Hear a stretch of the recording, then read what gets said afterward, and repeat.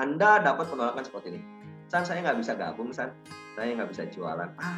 Pak, saya justru malah merekrut Bapak, mencoba untuk menjadi partner bisnis Bapak di bisnis asuransi jiwa, karena saya tahu Pak, Bapak tidak punya background jual. Saya tahu Pak, Bapak tidak suka menjual. Saya juga tahu Pak, ya Bapak tidak punya kemampuan menjual. Kenapa? Karena yang memang saya cari adalah mereka-mereka yang tidak punya keinginan untuk menjual sama sekali, Pak. Pak, kalau kita berjualan, Pak, yang ada adalah saya untung, mereka untung. Kan seperti itu ya, Pak. Sampai sejauh mana? Ya, bicara tentang untung rugi nggak ada, Pak. Ya, kalau kita akhirnya berbisnis asuransi jiwa, maka yang harus kita tetapkan adalah kita mengedukasi, Pak, dan semata-mata mengedukasi. Mereka mau mendengarkan saja sudah menjadi nilai pahala buat kita. Kalau mereka pada akhirnya memiliki polis dari kita lalu membayar premi, lalu di suatu waktu mereka akan mendapatkan manfaat dari apa yang sudah mereka miliki saat ini, Pak, gitu ya. Itu hanya sebuah bonus saja, Pak. Yang paling penting adalah bukan kita membuat mereka membeli sesuatu sama kita. Yang paling penting adalah membuat mereka paham bahwa memiliki proteksi, ya, dan memiliki perlindungan diri dan keluarga itu adalah sebuah hal yang sangat luar biasa yang harus dilakukan oleh setiap manusia. Ini yang kita lakukan, Pak. Jangan sampai kita punya paradigma menjual. Yang kita coba untuk sampaikan saat ini adalah kita punya paradigma mengedukasi dan terus menyampaikan berita baik kepada masyarakat. Jelas, teman-teman? Jadi dan ketika dia bilang nggak bisa jualan, kita bilang ya kita datang justru malah karena dia nggak bisa jualan. Kalau dia bilang dia nggak punya waktu, kita datang justru malah karena dia nggak punya waktu. Ini dia nih tandanya, karenanya kita jadi sebuah kekuatan. San, kasih lagi contoh yang lain ya, yang dia akhirnya nggak mau misalkan bergabung karena apa? Contoh lagi ya, dia bilang kayak gini. San, saya nggak mau bergabung di bisnis asuransi jiwa. Ya, kenapa? Karena saya punya persepsi negatif tentang bisnis asuransi jiwa. Ini juga nih bisa jadi kekuatan nih, teman-teman. Ya, Anda akan ngomong kayak gini, justru malah saya memang mencari agen-agen, partner-partner bisnis yang sebelumnya memiliki paradigma negatif tentang asuransi jiwa. Kenapa? Karena buat mereka yang sudah punya paradigma positif, saya nggak akan pernah jadiin pembisnis. Yang sudah punya paradigma positif, saya akan jadiin aja mereka nasabah. Ya, kan saya akan gampang banget nanti menawarkan polisnya. Tetapi ketika mereka memiliki paradigma negatif, yang saya perlukan adalah negatifnya ini akan menjadi tingkat kehati-hatian nantinya. Kenapa? Karena orang-orang yang memiliki paradigma negatif tentang bisnis asuransi jiwa, pastinya mereka nggak akan pernah mau nawarin asal-asalan sama masyarakat. Mereka nggak mau nawarin hal-hal yang sebenarnya hanya menguntungkan diri sendiri, tapi merugikan orang lain. Mereka pasti akan mencoba membuat orang lain lebih untung dibandingkan dengan diri sendiri, bahkan dibandingkan dengan perusahaan asuransi. Saya pengennya justru malah orang-orang yang negatif tentang asuransi jiwa bergabung di bisnis asuransi jiwa untuk apa? Untuk melakukan ya perubahan secara masif. Ya, karena orang-orang yang negatif tentang asuransi jiwa akan membuktikan bahwa bisnis asuransi jiwa yang negatif adalah bukan bisnisnya, yang negatif adalah bukan produknya, yang negatif adalah para oknumnya. Ini dia nih.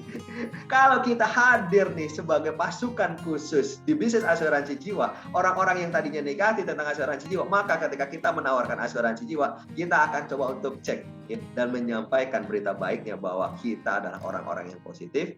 Bisnis asuransi jiwa adalah positif, produk adalah hal yang positif. Nah, Pak, kalau Bapak saat ini masih negatif tentang bisnis asuransi jiwa, Pak, saya butuh Bapak banget di bisnis ini. Cukup jelas? Gak ada yang bisa nolak kita. Mereka akan bergabung sama kita. Kenapa? Karena mereka tahu bisnis kita ini bagus, teman-teman. Ya, mereka nggak akan kemana-mana kok. Mereka tetap akan bergabung di bisnis asuransi jiwa. Ini harus kita pahamin. Ya. Terakhir, saya kasih contoh saja ke teman-teman ya. Ini yang disebut sebagai sleight of mouth lagi atau ilmu silat lidah. Kalau ada yang ngomong kayak begini, ya, yang kasarnya adalah kayak gini ya. Saya nggak mau berbisnis asuransi jiwa nih, saya sudah kaya. Ada yang ngomong kayak gitu nggak ya? Dan saya nggak perlu bisnis asuransi jiwa, saya udah punya banyak duit, saya udah kaya. Nah, ini dia nih, teman-teman. Sekali lagi polanya adalah, teman-teman, kalau kita tahu hukum sebab akibat, teman-teman, maka kita tahu bahwa dia nolaknya karena dia sudah kaya. Tetapi teman-teman, ya kalau kita nawarin bisnis asuransi jiwa sama orang yang udah kaya, kita tahu justru malah, teman-teman, saya datang ke tempat Anda karena saya cari agen-agen yang kaya, itu dulu. Jadi kalau ada yang ngomong kayak gini, San, saya nggak mau, San, berbisnis asuransi jiwa. Saya udah kaya. saya sudah punya banyak duit, Anda tinggal ngomong, "Ah, cocok, Pak. Ini dia, ini saya malah ketemu sama Bapak, ya karena Bapak memang sudah kaya dan saya hanya cari Pak partner-partner bisnis yang sudah kaya, Pak. Kenapa? Karena partner-partner bisnis yang sudah kaya, Pak, biasanya ketika berbisnis asuransi jiwa nggak semata-mata cari duit, Pak. Ya, mereka-mereka yang sudah kaya biasanya, Pak, berbisnis asuransi jiwa, mereka akan fulfill, Pak, di dalam misi hidupnya dan visi hidupnya karena mereka tahu, Pak, duit itu bukan segala-galanya. Ya, meskipun segala-galanya butuh duit. Tetapi mereka tahu, Pak, mereka akan balik lagi ke Tuhan Yang Maha Esa. Balik lagi nanti, Pak, ke surga. Dengan bekal apa, Pak? Bukan dengan bekal duit dong, Pak. Karena duit nanti akan diwariskan kepada orang-orang tercinta. Tetapi, Pak, bekal kita kan adalah amal ibadah. Betul nggak sih, Pak? Saya hanya mencari pebisnis yang tahu bahwa ketika berbisnis bukan hanya mendatangkan uang semata, bukan hanya mendatangkan materi semata. Pak, kalau Bapak sudah kaya, Pak, bisnis asuransi jiwa akan membuat Bapak kaya, itu jaminan dari saya.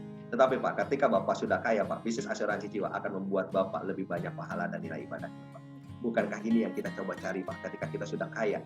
Kita nggak akan memperkaya diri kita secara materi lagi. Tetapi ketika kita sudah kaya, Pak, kita akan memperkaya diri kita dengan pahala dan amal ibadah. Ini yang saya ingin sampaikan kepada Bapak, Pak. Saya akan membuat diri saya tentunya, Pak, dan mengajak partner-partner bisnis saya untuk bisa mendapatkan amal ibadah jauh lebih banyak. Pak, bukankah menyampaikan berita baik tentang proteksi dan perencanaan keuangan pada masyarakat Indonesia adalah nilai ibadah yang kita bisa dapatkan, Pak? Pak, apakah ketika mereka sudah punya polis, mereka terlindungi, mereka punya mindset yang positif, mereka punya ketenangan pikiran, punya hati yang tenang ketika mereka menjalani hidup sehari-hari karena mereka punya perlindungan, Pak? Bukankah adalah nilai ibadah yang terus didapatkan oleh kita? Apalagi ketika terjadi resiko, Pak. Klaim dibayarkan, nilai ibadahnya nambah lagi, Pak, ke kita. Bayangin loh, Pak. Kalau dalam hidup kita terus ngalir nilai ibadah, Pak, sama seperti ngalirnya komisi, Pak. Ada istilah komisi seumur hidup. Ini ada komisi, Pak, yang dibayarkan dalam bentuk pahala, Pak, dari Tuhan Yang Maha Esa. Selama mereka terlindungi, selama itu juga nilai ibadahnya nyampe ke kita. Jadi, Pak, berbisnis ini bukan hanya dari materi karena Bapak sudah kaya. Berbisnis apa? Dengan value. Karena saya tahu, Pak, Bapak akan mendapatkan hal yang luar biasa dari asuransi. So, teman-teman, cukup jelas ya, teman-teman ya. Kalau saya mau cerita lagi, waktu kita sudah habis nih ya, teman-teman. Kalau saya mau cerita lagi, kalau kita ya pada akhirnya presentasi perekrutan melalui sebuah pola di mana ada tahapan-tahapan ya, teman-teman. Ada tahapan-tahapan yang harus kita lalui, mulai dari prospecting. Saya mau rangkum lagi ya sebelum saya tutup ya, mulai dari prospecting. Kalau ada 100 nama, tulis 100 nama. Kalau Bu Yulia bilang ada 60 nama. Ya, kalau tadi Pak Chandra ya tadi ya teman-teman, dia bilang 24, akhirnya coba untuk dipikirkan lagi ya teman-teman. Kenapa? Karena kalau 2 NR dalam 1 bulan kita nggak bisa tuh ya, cuma 2 orang yang kita telepon nggak bisa tuh. Nah, cek lagi. Tetapi teman-teman kita tahu juga kalau mau mereka itu jangan cuma cari dari kulit luarnya, kita cari dari kulit dalamnya. Ya, mereka yang punya posisi manajer keuangan, ya manajer pemasaran, direktur pemasaran, ya mereka adalah sales, belum tentu lebih baik dibandingkan mereka-mereka yang mungkin profesinya adalah kayak tadi yang saya bilang tukang somai dan lain-lain. Pembedanya apa? Manajer keuangan mungkin tidak punya willingness untuk bergabung di bisnis asuransi jiwa. Kenapa, teman-teman? Karena mungkin mereka tidak punya keterdesakan. Beda dong sama seorang tukang somai yang akhirnya punya keterdesakan, akhirnya mereka bisa maksimum di bisnis asuransi jiwa. Ini yang disebut sebagai kita harus mengetahui kulit dalamnya. Ya, kalau kita sudah tahu prospeknya, kita hubungin mereka. Buat janji temu, ya kita lakukan pendekatannya. Ada 30-55 tadi. Ketika sudah ada 30-55 pendekatan, kita mulai presentasi. Ya, kita tahu zona nyamannya, kita tahu TOD-nya, kita tahu hebatannya, cerita. Kalau misalkan ada penolakan, tadi solusinya teman-teman ya. Sampaikan penolakan dengan slide of mode, ilmu silat lidah dari NLP yang diciptakan oleh Robert Fitz. Teman-teman, ya kalau Anda menjalankan proses seperti ini, saya yakin agen-agen Anda tidak akan pernah menolak Anda. Tetapi pertanyaan saya adalah, apakah Anda butuh banyak agen? Ini dia. Kalau Anda butuh banyak agen, maka Anda tahu, teman, semakin efektif proses presentasi Anda, semakin efektif proses perekrutan Anda, semakin banyak mereka-mereka yang akan terinspirasi. Teman-teman, demikian sesi dari saya. Saya tidak mengajarkan apapun. Yang berbisnis adalah Anda. Saya tidak pernah bisa membuat ikan berenang. Saya tidak akan pernah bisa membuat burung terbang.